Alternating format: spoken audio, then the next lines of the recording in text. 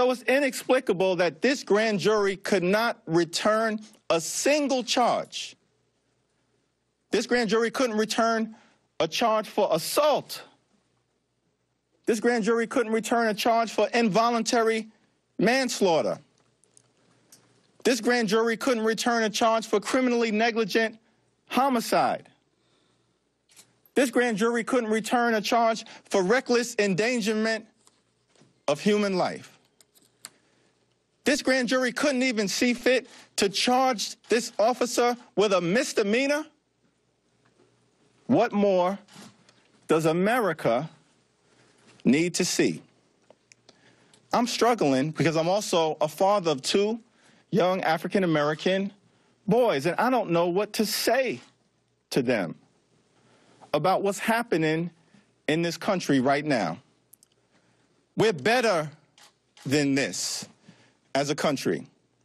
And so I'm proud to stand with my colleagues here today. 6 of us on August 13th wrote to Attorney General Eric Holder asking the Department of Justice to commence a civil rights investigation into the death of Eric Garner. We renew the call for the Department of Justice to step in today and commence an immediate investigation.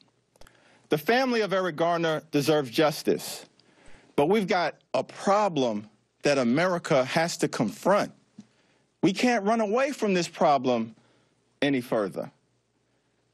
We don't understand how the grand jury could have arrived at this result.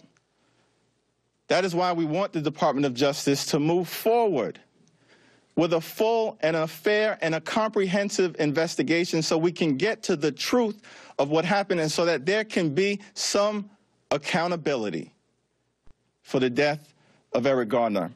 Congressman Charlie Rangel. We want to make it clear that this is not a black problem. This is a problem we have in our great country.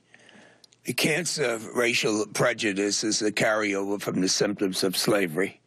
We made tremendous gains in so-called emancipation, but it's only been in recent years that we've even had the Civil Rights Act or the Voting Rights Act. Until America's black and white and all colors recognize that America cannot achieve its greatness until it first admits to this problem.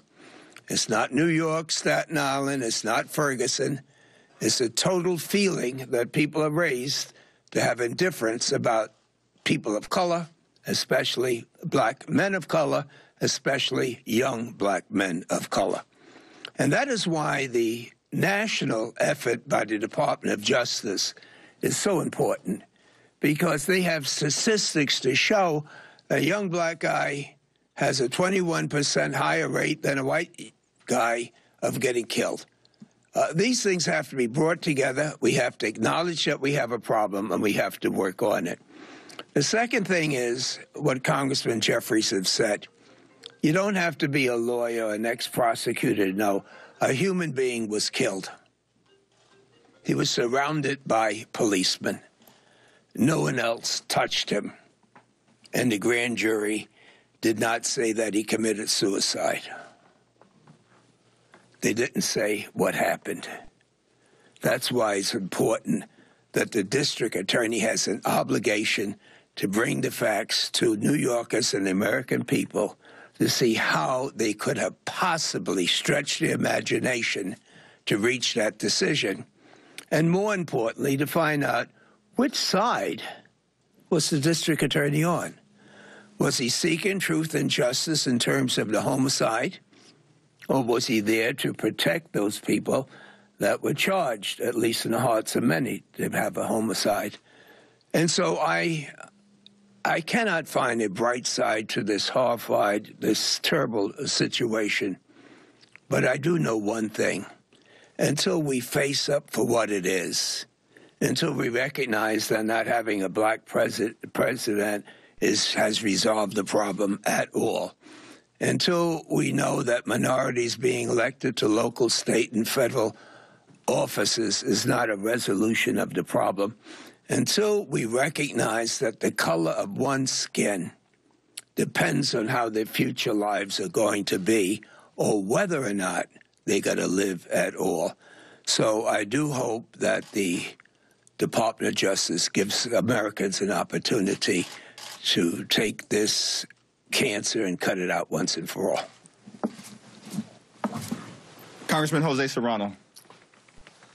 Thank you. I want to echo what my colleagues have said, that the fact is here that a grand jury could not even come up with a misdemeanor is certainly a miscarriage of justice. I heard on one of the networks, and I don't know how true this may be bad information, that the grand jury was looking for intent to kill. Well, what does that mean? That if I kill you in a moment of anger or hate or whatever, it wasn't intentional and therefore I'm okay? Something happened. A person died. And the medical examiner in New York said that it was a homicide. And the grand jury could not find